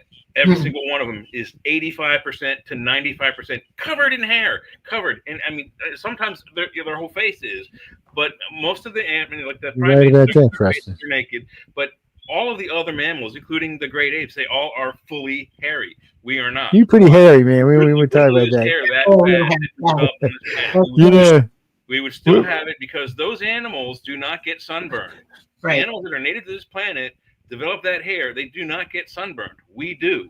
Yep. We're not from. you know, it's funny that Preston posted this up there. So it goes back a while. I don't know, 15, 16 years. I was doing a show with Alfred Weber one night, and we were talking. He said, "What do you think the percentage of contactees are on the planet?" I said 10 to 15%. It's not just me. I said most people who do research think it's 10 to 15%. So Alfred decided on live radio to work the number out. Because that's about 1.5 billion. I said, Alfred, why did you do that? For the next 2 years, I got phone calls. They even wrote a whole article up about me in the Australian Science magazine about it. I mean, it was just insane. I was like, people, he was just doing an estimate of what you think they were here. He said, that's insane. There's no way they could be 1.5 billion. I said, why? If they started taking us way back when, I think that would be quite an easy number to achieve. And I said, it's not like they're taking everybody at one time. I said, but you know, in some contactees, so for a lot of contactees people, there comes a point, I hate to say it like this, where you're either not useful or you're so scared that you're not useful. Yeah. So for the people like Dolly and I are talking about at the beginning of the show, no, they want them people out there doing everything. And for disclosure, they've disclosed to everybody they think needs to know. Every contactee on this planet they've disclosed to, they don't really care if you know people. I mean, they would like it if everybody knew and make their life much easier and they could be open about what they're doing. But when it comes right down to it, they don't really care. As far as they're concerned, they've disclosed to everybody they need to disclose to, which is the contactee group. What are you talking about? Go ahead. Okay, this is how I feel about this. Yes, I agree with you to a point. All right, I do care whether you're a contactee or not, but those who are not on my radar. What is on my radar is teaching people who are not contactees to wake up so that they can be on the radar. See what I'm saying? That they are the ones that I bloody care about. They're the ones that I wish would just wake up to this and get on board, because the more the merrier. Okay. The control that's pressed on us would not exist if everybody was aware. And it was taken away from us a long time ago, and that's why we're in the state that we're in. So what needs to happen, and I don't know that I will see it in this lifetime, it would be nice, but I'm not counting on it at this point, is for everybody to suddenly wake up. And that means use your abilities. Clean your body out, get the toxicity out of yourself, start eating right, build your own body energy up so that you become strong psychically, and figure out what's what. You will instantly get their attention if you do that. And they've said it. They're asking for it. They want you to do it. Yeah, but yet they keep us from. So it always bothered me about ET. Mexico City, 22.5 billion people. UFO hovered for 20 hours, all over the newspaper, all over everything. Only 1 billion people saw it. Why? Same thing in Phoenix Lights. 2.5 million people there. Phoenix Lights were there for hours and hours and hours. Only a few people saw it. Why?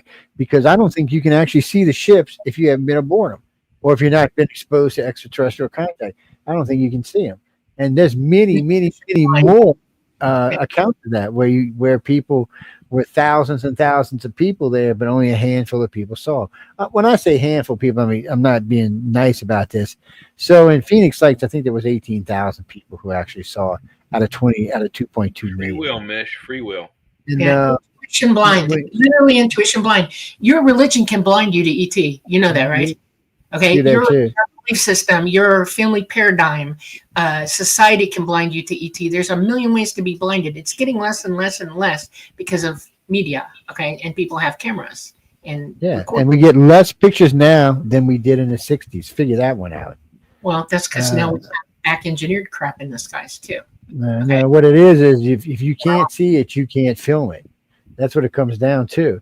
And we're not. And when I asked people on people who were in these cities, 'cause I interviewed quite a few of them, they said they were standing next to the guy filming it, and they didn't see it. Said, I didn't see nothing, Joe. And wait, you know Lynn Kitai, right? Her and I were having a conversation because she lived up on the mountain when she saw it. So we're talking, and she said, "My neighbor's out there looking at me like I'm crazy because they're not seeing anything, but I'm seeing it." I said, "That's because you were taken. You've been exposed." I believe it's something when you expose. Okay, I'm sorry, I didn't mean to cut you off. I was at a CE5 in Georgia, okay, and three out of 35 people at a CE5 in Georgia in the middle of the night saw Talata come down low and go by. 3 people. That's it. The rest of them, nope. What do you mean? What'd you see? What? Where? Yeah, you just need to be exposed. ET needs to expose you to it or turn. And I do agree with you. If our psychic abilities were higher, they might have a better chance of seeing it. But ET does it on purpose because you can't get a picture of a UFO within 2 miles without it being distorted. It's so they know what they're doing. And I guess in one part, it's to keep from panic on the planet. I can kind of understand why they're doing it, like DC. So, boom, it lands over DC. It's just hard. Come on, DC's most protected city in the world. This thing's I'm just hovering here. So they send out some F-16. Nobody in F-16 seen. Nobody on the ground seen him. One poor little guy down the road seen him, got a picture. And he's like, well, see, it was there. And they're like, no, it wasn't. No, it wasn't. I mean, this is our military. Of Congress and the White House. It was sad. It's positioning of it's also the positioning of their emitters. Like the guy on the ground, the emitters were probably pointing away from him, and he was able to get a shot. People who were directly under their emitters or in line of sight of their emitters, it wouldn't have mattered. They would have been stupefied. They wouldn't have raised the camera up, and the camera wouldn't have worked anyway. No, they wouldn't have the ability to camouflage, and they use electromagnetic light technology that I'm not going to go into, but they can show you anything they want in the sky. 10 people who are intuitive can look up at an ET craft and actually see it because you're seeing it through the physical representation of what's up there. It's there, you see it there. But what everybody else is looking at is the way the craft is arraying, and they don't see it.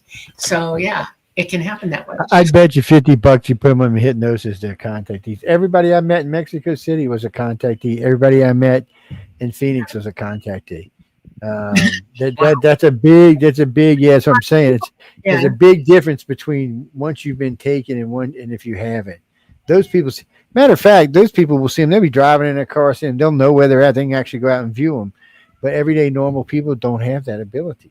I don't know if ET turns it off. It's almost kind of like the movie They Live, where the ETs had there was a signal they broadcast over the TV and radio signals that made all the humans see them as human beings, not as the alien beings they are.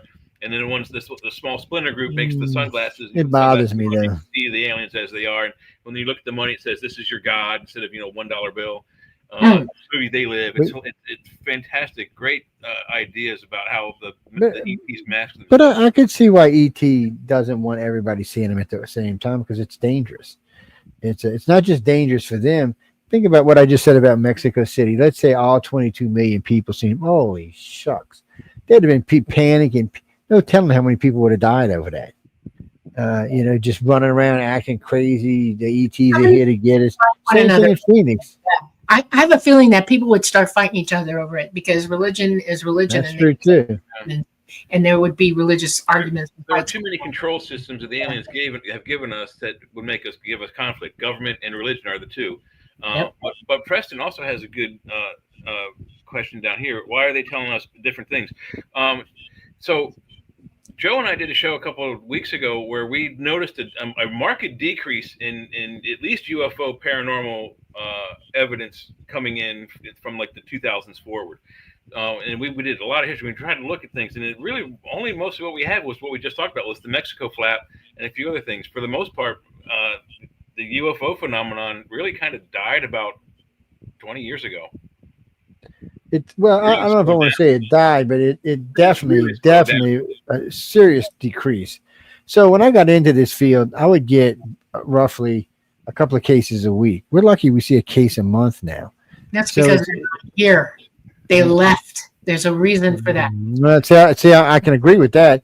it's just it's kind of frustrating because you were in these waves and waves and waves, and then now it's like, I mean, we still get some. Don't get me wrong. It's just not of any. I would worry real about consequence. who it really is on the planet flying. It's not them. They are gone. They had to leave. They're not here.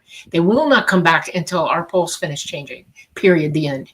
Okay, it's not going to happen. Our magnetosphere is down 40%. It's verifiable. Look it up. Yep. Their field guidelines, are chaotic. While the poles are changing, they'll whip around and do weird things. The sun is in solar maximum. It's shooting energy at us. That's like crazy. We are in circuit with our sun and we keep reacting badly to it. It's a bad situation. And they started crashing about 50, 60 years ago. And it got to the point where no, we're not going to do it anymore. We're not handing you any more equipment. And they quit. They're gone. And they left. They've been gone since 2022. They are not here. They took everybody who wanted to go. Gone. Bye. See you. Woo woo. They're gone. And they will not be back. Now, what you're dealing with now is a government that knows this. That's why everybody's going back to the moon, because ET told them point blank, stay off it. We know what you're going to do there. We don't want you there doing it. The minute they realized they were gone, boom, that's exactly where they headed back to. And look at what they're doing. We got announcements they're going to put a nuclear plant on the moon. Really? Seriously? Are you going to do that? You've been warned about nuclear and you're going to do that. What they realize and what everybody needs to wake up to is the facts. And the facts are this: our planet's about to burp one on us, and it's going to be serious, and they plan to survive it, and they don't care whether we do or not. Okay? No, they don't. They really don't. I mean, at this point, look, it's like when your children keeps doing the same bad thing over and over and over and over and over, and you finally say, you know what, go ahead and do it. And then they get their asses in trouble, or they stick the crack on an electric thing, and they're like, then they learn. It's hard to make them understand. It's hard to make the general population understand, because honestly, let's look at the general population. Most of them are running, spending, chasing the dollar. They're not really interested in anything else. They don't really care about the planet itself. And we go back and forth so much on global this, global that. This group believes this group believes that. There's no harmony on our planet. There's not even any harmony in our country, and that's just sad. Right. It's and I don't know. There's a lot of people like us out there, trying to say, look, people, you're effing up. Straighten your ass up. Pay attention to what's going on. Look at the planet. There's lots of it. It's well savable. Anything can be done, but we just can't get it. And even in our own planet, we're so divided that even if somebody came up with something that would work, the other side would instantly hate it. I know. It's gone. Jeffrey, don't matter what political view you're on. We're just divided.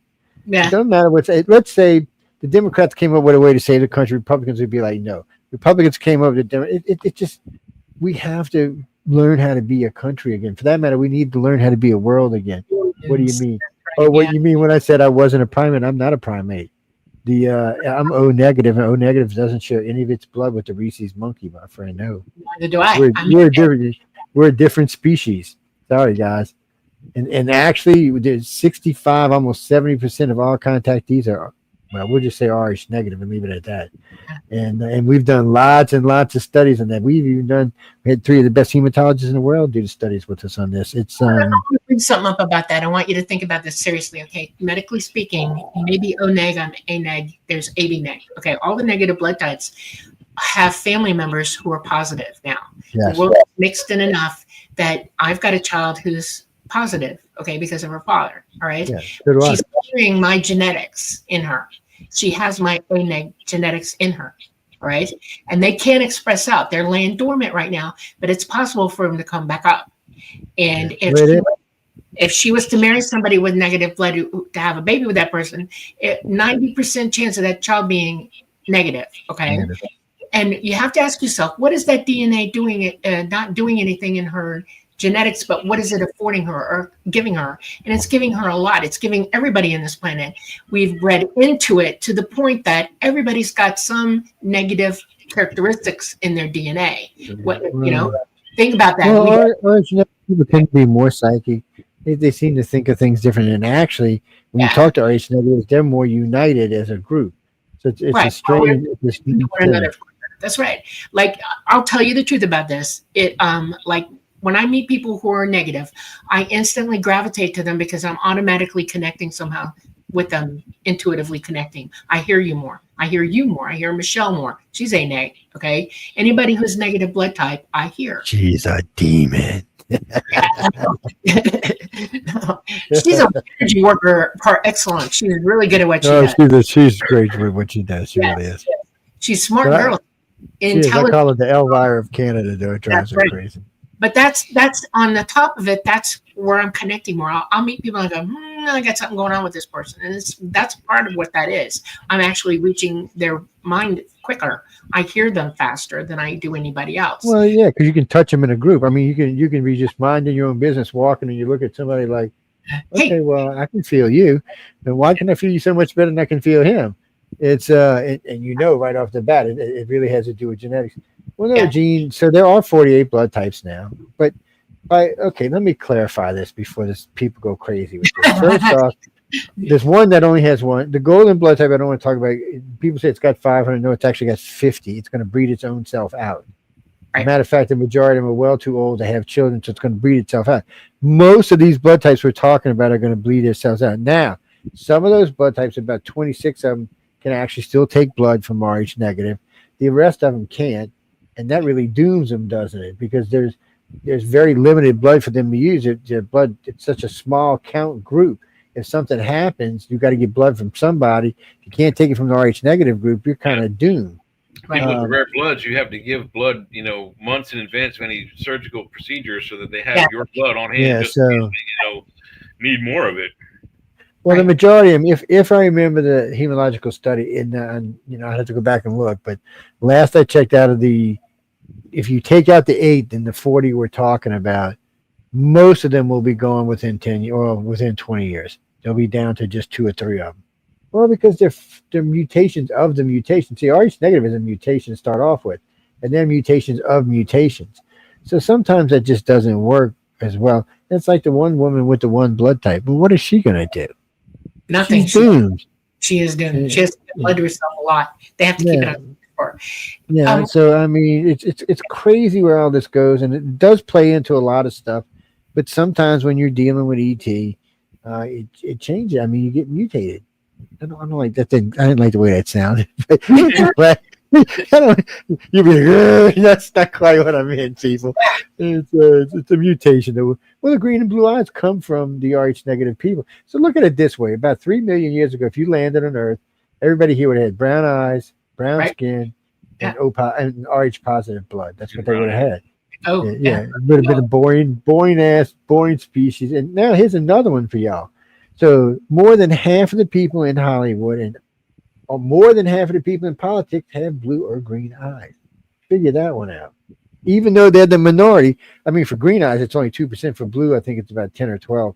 Blue-green, 2%. Red-headed blue-green eyes, which I have. I have blue eyes with a green overlay in them. I have monochromatic, monochromatic eyes, and I'm redheaded. I'm silver now because I'm so old, but yeah.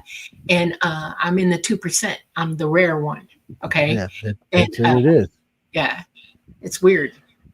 Jimmy, I have Rh negative with green eyes, yes. And I didn't know it was anything until I did this research with you. So on the ICAR site, these are 3 of the top hematologists, I'm not kidding, in the world. And they got into this, and I didn't tell them that this was about ET in the beginning, okay? Because I knew they would say a few. But after we were going in, the guy one day calls me, he said, why are you so interested in this? I said, well, I'm trying to find a way to see what crazy, and I just said it that way. I said, some crazy people out there said they've been taken by aliens. I wanted to see if there was a difference in their blood. And he got, that's a good idea. So you know what, people, in case y'all didn't know this, Central America and South America are 98% O blood. Right. Well, how can the hell can that possibly be? I mean, remember, we had the Spanish come over from one side, and these guys migrated down the coast from another side, but yet still 98. No, America's not like that. America's like 36% that, 37% that, 15% this, 8% that, 2% this.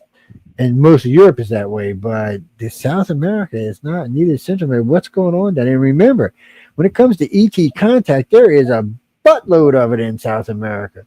I mean, we've got the Nazcans, we've got the border and the Nazcan children, we've got the Nazcan lines, we've got all kind of stuff written in the Toltecs, Aztecs, Mayans, Incan civilizations. I mean, it gets a little hairy, scary down there. They seem to have a much better contact with ET. And I mean, it's not just them. When you flip back over to the Middle East and you look at the Egyptians and the Mesopotamians and even the Sumerians, they also seem to have had an open, big contact with ET. But all of a sudden, for whatever reason, all of it ended around the time of Christ, by the way, it became a closed thing.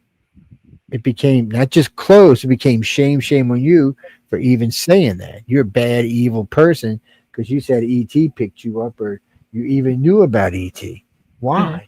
So we had ancient societies that were much better and much open about what was going on.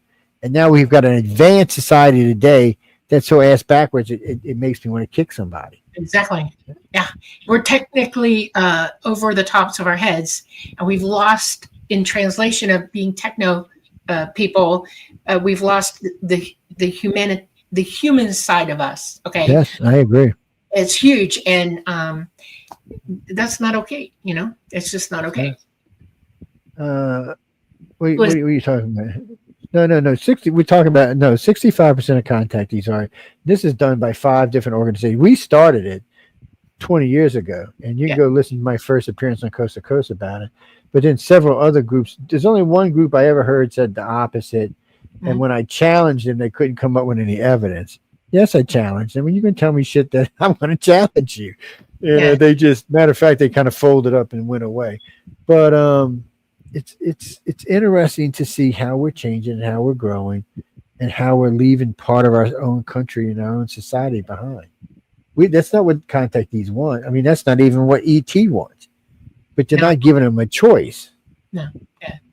You know, it's you want to advance. If you want to really technologically advance or advance period and understand everything and make huge leaps, you can't ignore the parts of humanity that are important. And instead of going with augmented psychic ability, which would be back engineered off of ET crafts, okay? When I say augmented psychic abilities, that's not okay because it loses translation. They can still hear you and speak to you, but the translation of it is not quite complete because they have AI running and AI is fallible. AI is produced by us. We are the ones that program it. We're the ones that code it. And it's not 100% accurate, okay? They took billions of years to be that smart, and we're trying to do it overnight.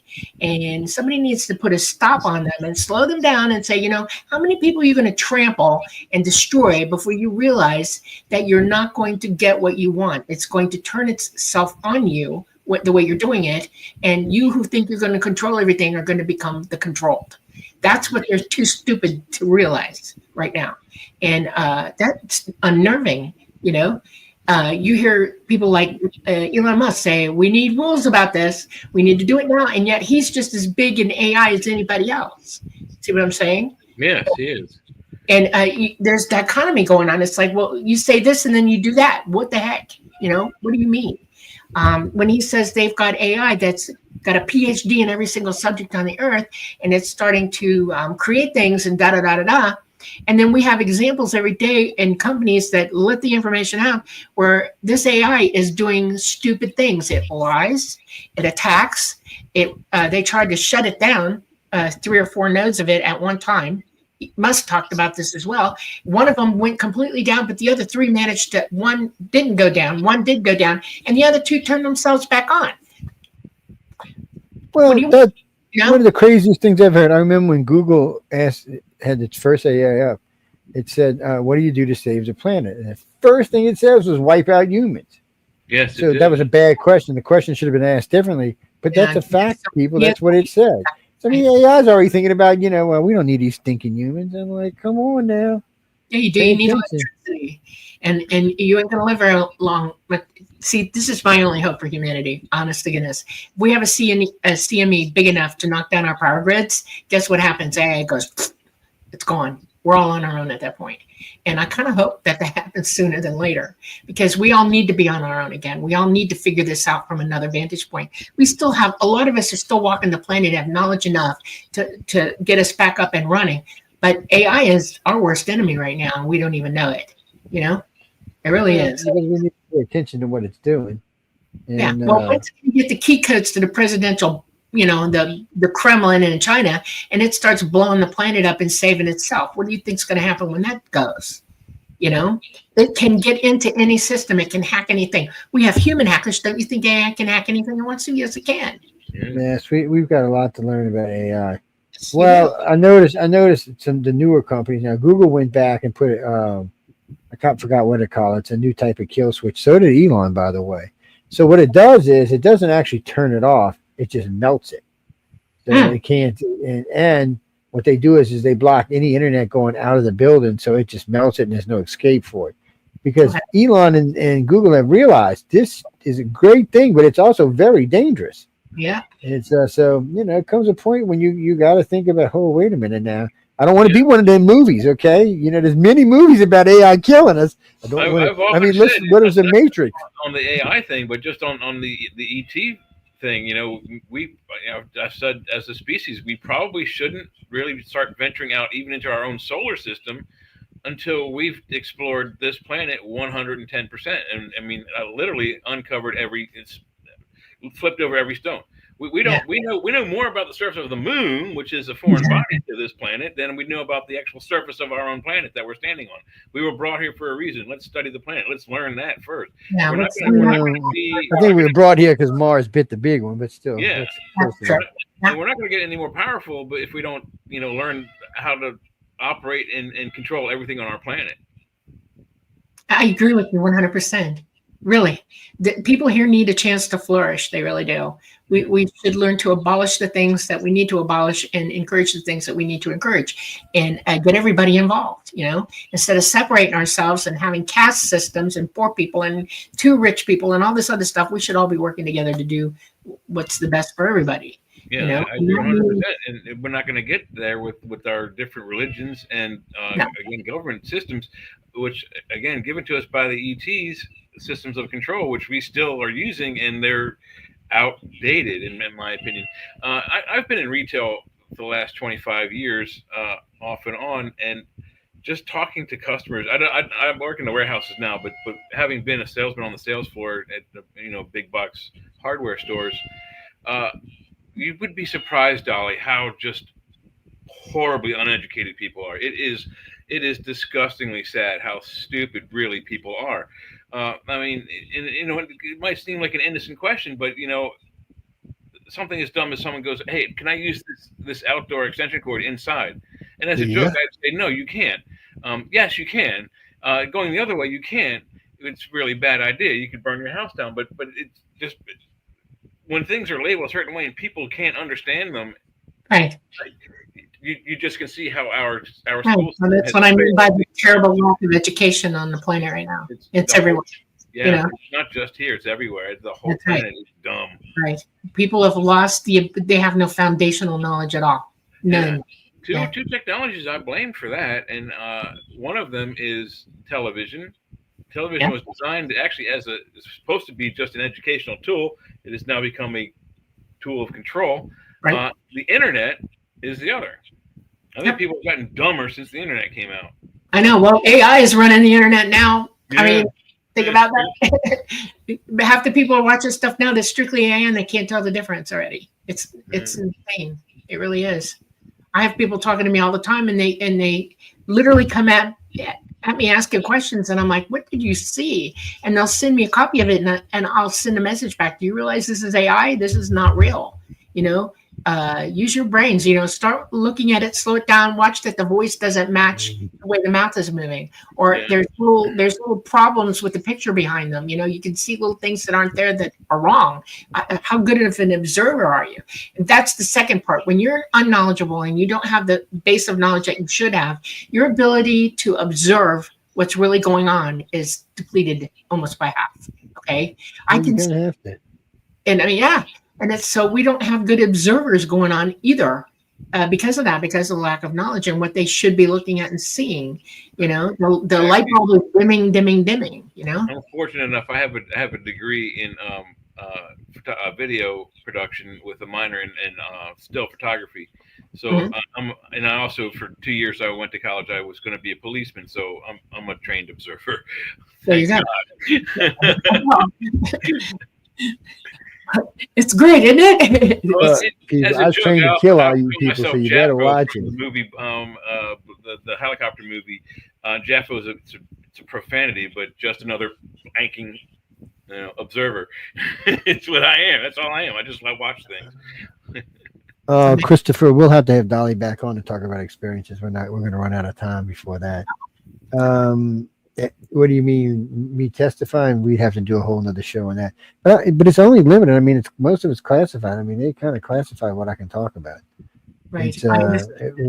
Well, they gave me. I did 30 hours with them under polygraph the first time I went, and 22 hours the second time I went. Oh no, they paid me well to go, but I mean, we were going through information. I even brought ICAR's database with me, the stuff minus the names, because one of our rules is we don't give out names unless myself and the person's name signs off on it. But they were stunned.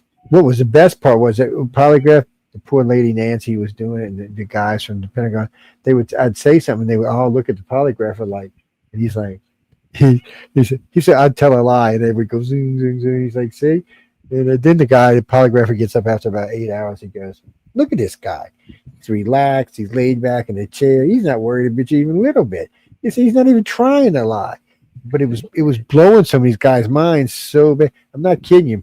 One of the animals told me, not just him, but somebody else told me, he cussed me out and said, I really don't like you. You made me have to rethink my entire life. He said, now I have to worry about this with my children and my grandchildren. I mean, he was hot. He was mad. Yeah. But what had happened, so you had senators there, you had House reps, you had other people there, and you had people from the Pentagon there, and nobody in the whole entire 80 people knew anything about this, or very little about this. It scared me to think. Now, I know there's groups out there that know, but this kind of scared me. I'm thinking to myself, well, we're in deep dog doo-doo, man. There are still some people. One of my best friends from high school, he comes over here every week to play games. Hey, Leah, sweetie. Convinced that the aliens can't get here because the distances are too far. They don't have the technology. Hey, Leah. And I keep telling them, no, you're wrong. They know ways around it. They've been around for millions of years. They think they know their way around the universe. Well, I mean, I want to give you an experiment. You talk about lie detectors a lot. I want to remind you, Joe, of something that I know about, dead up known, for a fact. Let's see, 1978, it came out that they had a way to tell whether you're telling the truth or not. It had nothing to do with a lie detector. Yes, they did. Geez, okay. And the government clamped down on it immediately. They suppressed it. They did everything they could. They didn't stop developing it. They use it. They have it. Oh my God, they have it. And it's part of the being able to read your mind thing, okay? And that technology. And it exists. And when they polygraph people now, it's a show. Because they already know for a fact whether you're telling the truth or not. Period. Well, I think that's one of the things, because the first day, I can get into this a little bit. So the first day I'm there, it's like 12, 14 hours, and I'm hooked up to the machine, and I'm thinking to myself, because I'm empathic, I'm thinking, well, I'm more than empathic, but anyway, I'm thinking somebody in this room, because the guy kept talking about how relaxed I am, and there's two ladies up in the front, they were staring at me, and I kept smiling at them, because I could feel them trying to get in my head. Well, I'm not the easiest person to get in somebody's head, but I just let my guard down, because I'm thinking that's why I told them when I told them, because I'm the one who requested the guy from Quantico, and they sent the number 2 guys. And she said, "Why did you do that?" I said, "Because I don't want to sit here all day saying no, yes, no, yes, no, yes. I didn't want to be, the whole time I'm here, y'all question if I'm telling the truth or not."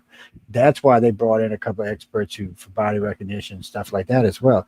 And it was so funny to me at the end of the first day, they're like, all 4 of them are like, "You're not lying at all." I said, "I wouldn't have come here if I was going to lie to you. I would have just turned down the invitation and stayed home."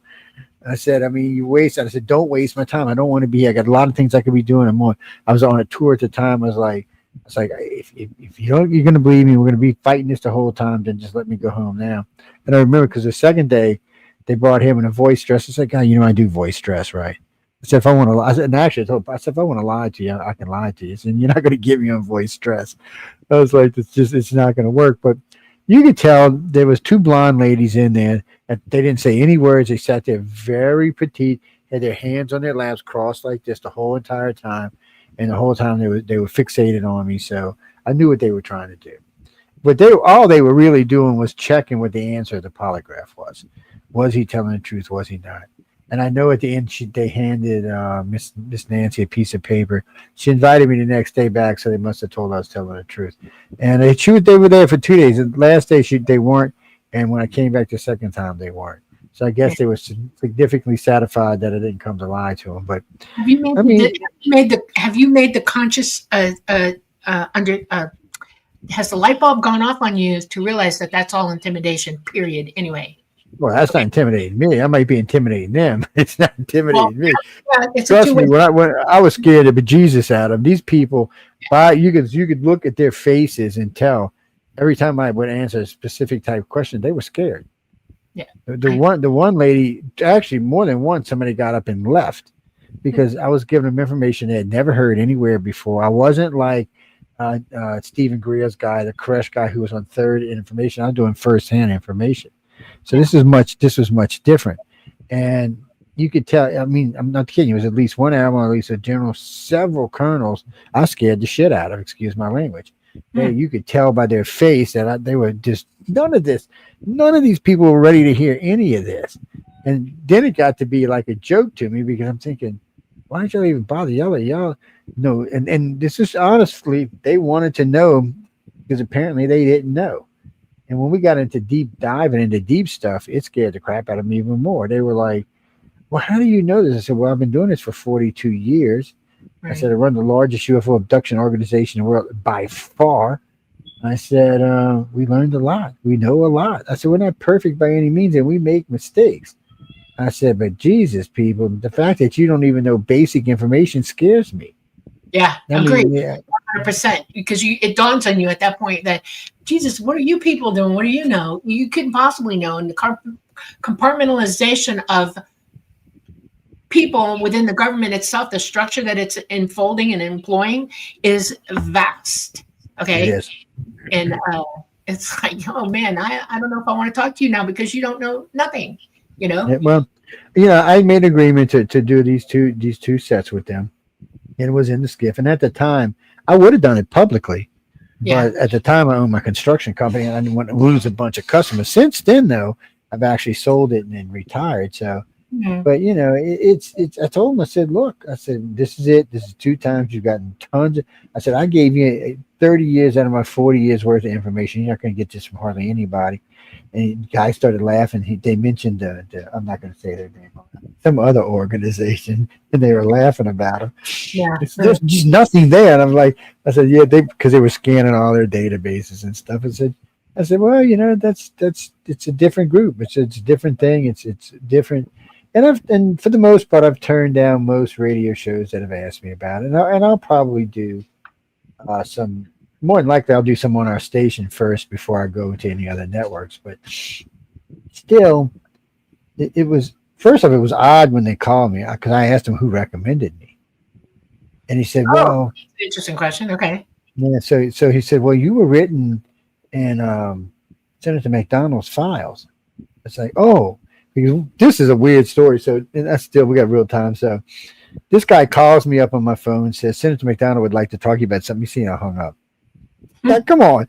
A couple of days later, I get another call. I said, dude, there's no senator in Congress wants to talk to me. We're talking almost 20 years ago. I hung up.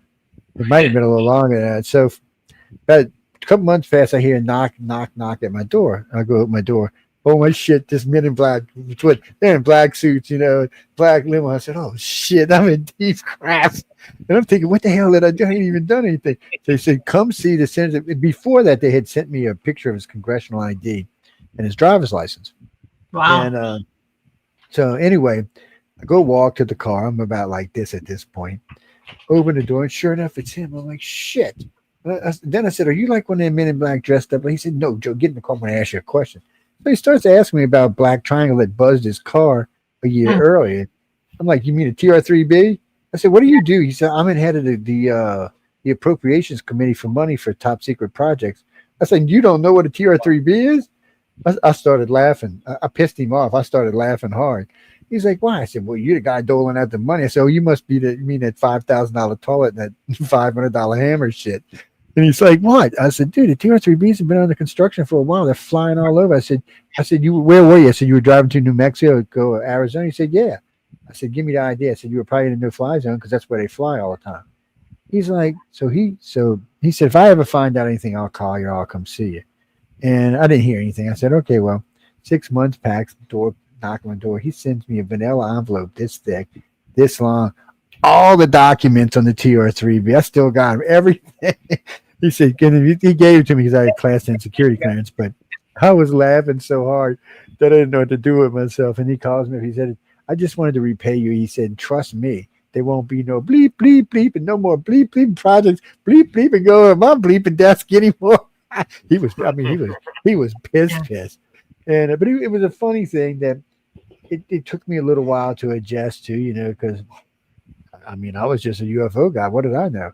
But somebody told me I was an expert on that type of craft. So when he came, I was like, and I got a lot of friends at Boeing. I got a lot of friends at Lockheed. And I got a lot of friends all over. Some of my directors' families work for them and stuff. And I can actually go talk to them because of my clearance, but I can't share that shit with y'all because they'll come put me in jail. I could tell you what I used to do in a reactor room in the Nimitz, but they come put me in jail. It's just one of the things, but it's scary stuff, though. Good. My father impressed upon me very, very early to shut my damn mouth. Okay. Yeah, it's the best thing to do. I knew, saw, or anything, no matter how innocent, it was not to be spoken out loud, not even thought. He said that you just go blank. You learn to go blank. He practiced with me. He literally made sure that I understood 100% because of what he did, that I couldn't divulge anything. And the reason was this: you don't want us to disappear. You don't want our family to disappear. Okay. It's true. And I knew what he meant by that. And at a very early age, I knew. By the time I was 10, I was 100% versed in it. And as an adult now, because of what I've gone through in my life, I don't want to play that game at all. These guys are bad, They're insane, especially when you got to deal with the MLBs. They're even more insane. And I tell people all the time, when people come to me and ask me, should I go public? And I said, well, tell me what you're going to go public with. And I'm like, well, just know. If you go public, you stand a 60% chance of MLB coming and taking you. No, they wouldn't. I said, oh, yeah. I said, you're now saying you've been on the engine room of a gray ship or a reptilian ship. Of course they're coming, right? They're definitely coming for you. And they're like, no, they wouldn't. I said, oh, yes, they would. I said, trust me on this. I said, you ever listen to me talk? You ever notice I don't talk about the inside of craft and stuff? He's like, well, yeah, except you said the grays can sometimes meld with the craft. I said, yeah, but that's no reason for them to come get me. They already know that. I said, but I don't tell them anything about how it operates, how it flies, or any other damn thing. I said, because I don't want them knocking on my door. I said, it's bad enough that they already think I'm the general in charge of military protection. I'm on coast to coast one night, like 9 callers calling. I heard you were in charge. You're the guy in charge of military induction. I'm laughing. I'm like, really? I said, yeah. I said, you got to be stupid. I mean, come on with this. I mean, all because me and Melinda Leslie did a special on it one time. They thought I was in charge of it. The best person you can, when it comes to military induction people, is dead. Her name was Carla Turner. You can still find her works. She was really into it, and all of a sudden she got stage 4 cancer and died. Yep. And for some reason, Melinda Leslie and I decided we wanted to get into it. We did a couple of shows on it, and then we decided, no, you know what? Not a good idea. And so we just tell people, if you don't want to get picked up, don't talk about stuff that you don't want people to hear. And let me explain something. That means not on your cell phone. Be careful in your house. If you got an Alexa, don't talk about it in front of Alexa unless you turn it off. Anything that can pick up an audio feed, don't talk about it in front of it because they're going to find your it. television. Yes, because you're going to go for a ride. So, or your refrigerator. Refrigerators are now anything that has a digital setup can do it. Some refrigerators have television. Unplug it, just unplug it, people, and do your conversation and do it. And don't think they can't hear you outside. They can. So just be careful is all I'm telling you. Right. That's exactly right. I won't even tell. Preston has asked me a couple times, you don't talk about something and I'm curious about it. And I'm like, yeah, because we don't want to get Preston abducted. That's why. That's like, no, not going to say ever. Yeah. No. Because they will take your family. Don't think they won't, people. Especially or him or anybody else. What I know. That's the point. Yeah, that's right. And some of it won't. I mean, it's futile, and I don't do futile, so we don't go there. Yeah. Well, Christopher, there's just a lot of stuff it's a waste of time to talk about. Like, we're going to invite Dolly back to talk about experiences, but we don't expect people, and I tell this to people all the time. You can come talk about your experience, but think about what you're going to say ahead of time. She doesn't because she's been doing this a long time. But for the people that have, like, I was doing a hypnosis for Michelle DeRoche. She asked me to hypnotize one of her friends. So Okay. she thinks she's been military abducted. So I get her on the hypnosis. So I asked her 2 times, what is the most disastrous thing that ever happened to your life? First time she starts telling about her husband's death. And the second time she starts talking about kids. So she was not a military. She had never been taken by them. Right. There was none of that was in her head. But she had been told so many times by other people that that's what it was. She just started believing it. Mm. You don't have to believe it, people. And there are people out here that can help you with this. Just don't. And remember, you are putting your family online when you do this. I'll tell you, y'all have heard me talk about this before. I've been threatened at least a dozen, well, not a dozen, but it's about a half dozen times. They didn't threaten me. They threatened my wife and my son. They weren't interested in me because they knew I'd just go ahead and do it anyway. They came to my job. I was out putting a new roof on a complex. They came to my job in a gray truck with gray suits and kept pointing around until I finally came the ladder down. When I was walking across, he unbuttoned his jacket and put it over so I could see his 45. I walked up to him. He said, "Look, we really appreciate what you're doing and how you're doing in this and what the kind of information you get. Don't talk about alien agendas anymore." And I looked at him like, "What?" He said, "Hold on a minute." He said, "Oh, your son's at school right now. He's wearing his red shirt and blue pants with these little weird red shoes on. He's actually in a playground with 2 of his friends. Wife's at the doctor's, and she went through the whole what she was wearing, what she was dressing, how she got there." I was like, "Shit." He said, "Joe, you drive a lot. Running you off the highway with a rig, nobody's going to even think twice about it." I said, "Okay, you made your point." So I quit talking about it because he made his point. And I said, "Why? I'm not going to put I don't mind putting my own ass on the line, but I'm not going to put my family's ass on the line." I only told one person in my life I was a kid, and I was thinking, and I told her about something that had happened to me. Okay. And she lost her mind when I told her. And the next thing I know, my parents are getting phone calls, and the kids in school, she blurted it everywhere, all over the school. Well, it wasn't the school that reacted to it. It was the military. Okay. Yeah.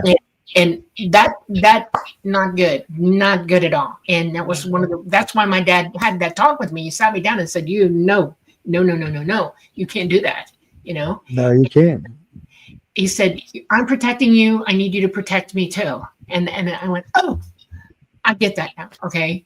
And we have to take care of one another. And when weird things are going on around us, it's better to keep a clear head, a sharp eye, and a clear view of everything that's around you and what's happening. And just willy-nilly spurting stuff out because you want attention or whatever is not a good way to go, because it'll get you the wrong attention every time, 100%. It will. She's exactly right. It will get you the wrong attention every time. We don't have time to talk about the bodega down in look, I'm not even sure what that is. Look, let me tell you, I'm gonna be honest with you. Anytime it's dealing with Stephen Greer, I get a skiffy iffy to start off with. Okay, I'm just skiffy iffy about a lot of what he says. So, and this thing down in South America, Hami was showing it the other day. I don't know. We'll see. We'll give it some time, work it out. Well, no, they said it was flying, then it shot. The guy shot, and then it crashed. Well, we don't know that. We just know they recovered this thing, which has what looks like a lot of ancient writings on it. So give it some time. Let's see where it goes. It was like when Lloyd Pye was running around with the Cloud Skull. Yeah. So there was a lot of good information came out of that, but then there was some, it's a tough thing. So it's best to let it play itself out. I am not flying down to wherever down there to go see this. Don't waste your time. Don't. I heard Stephen Greer is a Mossad agent. What? A Mossad agent? I don't believe that. Not at all.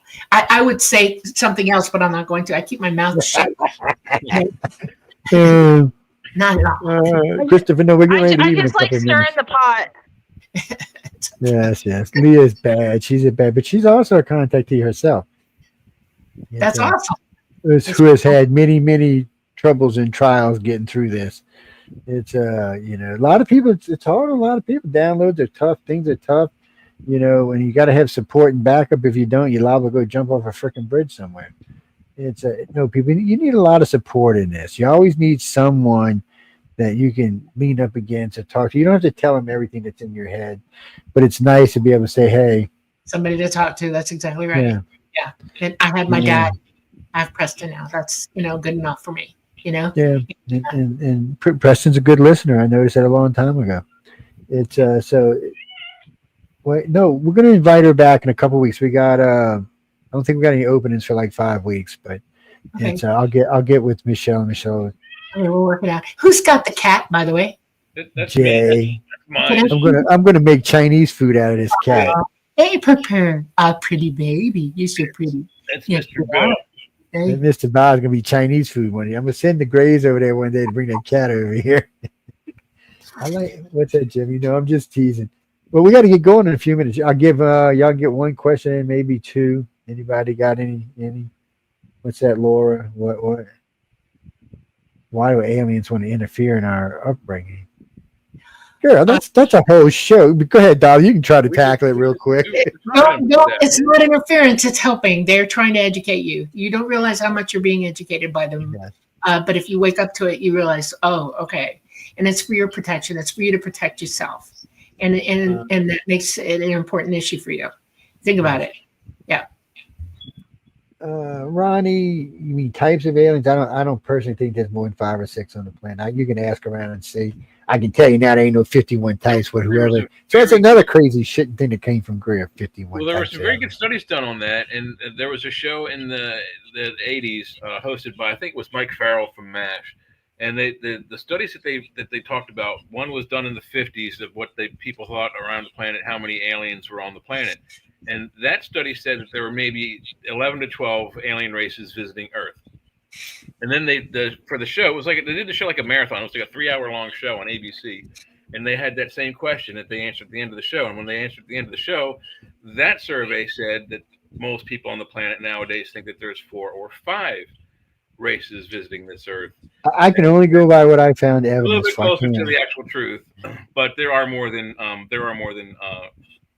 both numbers. There's more than a dozen alien races out there. I can only go by what evidence they have on the planet. And so far, the only evidence I've seen is for the light beings, tall whites out there with Charles Hall, the cleanup crew, the Greys, reptilians, and humans. I haven't seen any evidence for anything else. And I'm evidence based, so I can't go by somebody saying it. And it can't be one time. Somebody can't say, "Oh, I saw this race or that race 1 or 2 times." I need to know. 50, 100 times or more to make it real. Because I don't just look at the types of aliens; I look at the type of craft. And there's not that many types of craft. No, there's not. Only a few types of craft witnessed on the planet, but there are definitely more than one race out in the galaxy there. Oh, no, in the galaxy there's thousands, man, probably hundreds of thousands out there. 4. There's 4. Okay. But I've personally seen way more than that. Okay. And they don't come here for reasons, period. And you don't need more than 4 different types of ET watching over us right now, period. Too many cooks spoil the broth. Okay, too much interference is too much interference. It causes problems. Yeah. But I think there's enough problems as it is. Rich in imagination, and I think that's part of the problem. Okay. Yes. Well, so for us, it's easier. Yeah. You have the Sumerian text, which talks like a human type alien. You have the Nemos and the I forgot the name of them. Mesopotamian, which talk about a reptilian text. We know that the human aliens are elongated. So we also know that the Egyptians had pharaohs with elongated heads. Not just them, we know that the Nazcans had rulers with the elongated head. So that race stands out pretty good. The reptilians are everywhere. Everywhere you and you know what's funny? The reptilian with the little purse is in every major ancient society everywhere in this planet. Every one of them. So the Sumerians and the Babylonians and the Egyptians. They all get purse. Yeah. And I will tell you what my little purse is if you want to know. What is it? Tell me. I'm always curious, baby, so tell me. It's holding a ball that energizes into a bigger, it's like a dodecahedron, but it's an electromagnetic environment. Yeah. And, those little wristbands they have with the flowers on them, or the wristbands, it activates it. And they're carrying it, and it's part of control. That's cool to know. That's one more thing y'all didn't know out there, people. Live and learn. Yeah. What you said, Sally, you learned a lot today. Well, I'm glad to hear that. What these shows are for. That's to teach them. Let me see the clock. You got 2 minutes before we're into Michelle's time. But she don't care when her time anyway, but she will tear me up. Oh, Lord, I got to switch channels, don't I? Oh, my God. Yeah. She'll be. So anyway, we got to go. Oh, well, y'all guesting tonight. Who's going? We got to get out of here. I forgot. I see y'all people getting me in damn trouble. Anyway, on that note, Dolly, thanks for you on. You had a great time. It's Dolly Safran, guys. You want to come back on? I will come back on. Thank you very much. We will. Yeah, I'll get back in touch with you. We'll get you back on. Y'all go check out the whatever the damn name of the show is. With Michelle. Other rooms, yes. Yeah. She's got some guests on that we're in here tonight chatting, so we're gonna go so we don't get in trouble with the guests. Okay. Damn, I get myself in trouble just sitting still. She's probably sweating right now. It's 9:10. Yes, I know. But anyway, yeah, because she started. She don't play around. But Dolly, we'll talk to you again soon. Everybody else, thanks for getting in. I think Preston's over there guesting tonight. So on that note, ladies and gentlemen, enjoy your lives, have some fun, learn some stuff. Just try to be nice to somebody. On that note, good night. We'll see you next week.